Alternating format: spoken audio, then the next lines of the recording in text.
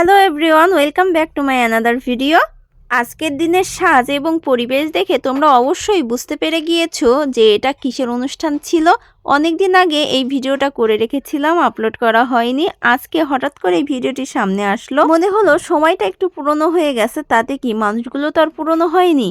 এখন বাজে সকাল 7টা। আমরা তিনজন রেডি হয়ে চলে এসেছিলাম ফরিদপুরের ডিসি অফিসের সামনে। এখান থেকে মূলত আমাদের পহেলা বৈশাখের র্যালিটা শুরু হবে। বিয়ের পরে আমি বেশ কয়েকবার পহেলা বৈশাখের র্যালিতে অংশগ্রহণ করেছি, কিন্তু প্রমিথিউসকে কখনোই নিয়ে আসা হয়নি। আর ও ছোট ছিল, এজন্য আমিও আসতে পারিনি 3-4 বছর। আর এইবার প্রমিথিউসের প্রথম পহেলা বৈশাখ উদযাপন করলো আমাদের সঙ্গে। আজকের দিনটা আমাদের খুব ভালো কেটেছিল, কিন্তু সকালের সময়টা ছিল খুবই চ্যালেঞ্জিং, কারণ প্রমিথিউসকে ঘুম থেকে উঠানো, খাওয়ানো, রেডি করা এইসব নিয়ে আমাদের অনেকটা সময় কেটে গেছিল। আমি তো একটা সময় ভেবেছি হয়তো র্যালিটা আমাদের ছেড়েই চলে যাবে, কিন্তু এখানে এসে দেখি 8টার সময় র্যালি আরম্ভ হবে, আর আমরা 7টার একটু পর পরে এখানে চলে এসেছিলাম। অলমোস্ট র্যালি কিন্তু শুরু হয়ে গেছে। এখানে আসার পরে পহেলা বৈশাখ লেখা একটা কার্ড আমি মাথায় পরে নিয়েছি, আর দেখো কত সুন্দর একটা ঘোড়া। আমাদের র্যালিটা প্রায় 2 কিলোমিটার লম্বা হবে। ডিসি অফিসের মোড় থেকে শুরু করে থানা চত্বর, নিউ মার্কেট, আলিপুরের ব্রিজ এবং ফরিদপুর চক্ষু হসপিটালের ডাবল ব্রিজের সামনে দিয়ে রাজন্ড কলেজে এসে মিলিত হবে। এখানে কিন্তু অনেক পুলিশ সদস্যও ছিল। একে একে সবাই র্যালি নিয়ে সামনের দিকে আগাচ্ছে। এই তো সামনে দেখা যাচ্ছে, এটা হচ্ছে ফরিদপুরের খুবই স্বনামধন্য প্রতিষ্ঠান সানরাইজ প্রি ক্যাডেট স্কুলের র্যালি। আর এই র্যালিতে ককশিট দিয়ে অনেক ধরনের মুখোশ বানানো হয়েছিল। আর এখানকার টিচাররা নাচতে নাচতে ডিসি অফিসের সামনে এসে উপস্থিত হলো তাদের সুন্দর র্যালি নিয়ে। আমাদের ফরিদপুরের সব থেকে সুন্দর র্যালি এইবারের পহেলা বৈশাখে সানরাইজ করেছিল।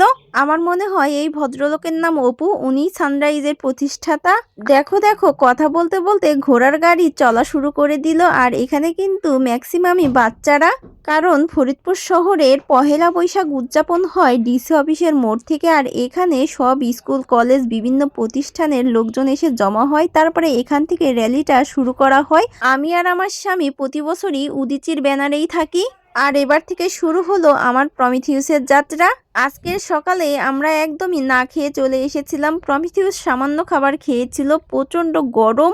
আর প্রমিথিউসের যেহেতু এটা প্রথমবার, এজন্য আমার ছেলেটা একটু কাতর হয়ে গেছিল। দেখো সামনে লতা আপু, লুনা আপু, আর এই পাশে কে, আমি একে চিনি না। সম্ভবত এটা লুনা আপুর ভাগ্নি হবে, আমি একবার একটা অনুষ্ঠানে দেখেছিলাম।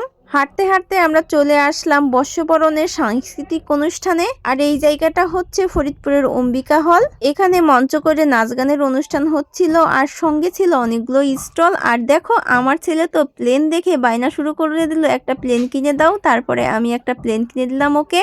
প্লেন বিক্রেতা শক্ত করে প্রমিথিউসের হাতে প্লেনের দড়িটা বেঁধে দিল। তারপরে চলে আসলাম একটা স্টলে। এখানে তো একটা ছেলেকে দেখে আমি রাইসাকে খুব পচাইতেছিলাম। রাইসা জোর করে আমাকে টেনে নিয়ে আসলো দোকান থেকে।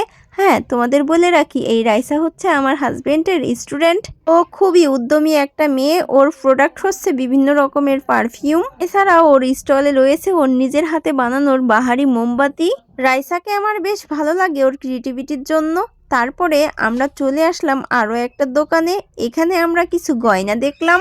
আমার স্বামী আমাকে বলতেছিল কোনো কিছু নিলে নাও, কিন্তু আমি কিছুই নিলাম না, কারণ আমার না কিছু কিনতে ভালো লাগে না। পরে মোমবাতিগুলো একটু কাছ থেকে দেখলাম, এগুলোর প্রাইস ছিল খুবই রিজনেবল। রাইসাকে দেখে আমি তো পুরো অবাক, কি সুন্দর কাস্টমারের সঙ্গে ডিল করছে। আর হ্যাঁ, রাইসার কাছে রিজেন দিয়ে তৈরি করা কিন্তু বিভিন্ন প্রোডাক্টও পাওয়া যায়। সর্বোপরি আজকে আমাদের পহেলা বৈশাখের সকাল 11টা পর্যন্ত খুবই ভালো সময় কাটলো। এরপরে আমরা চলে যাচ্ছি বাড়িতে। টাটা, ভালো থেকো সবাই।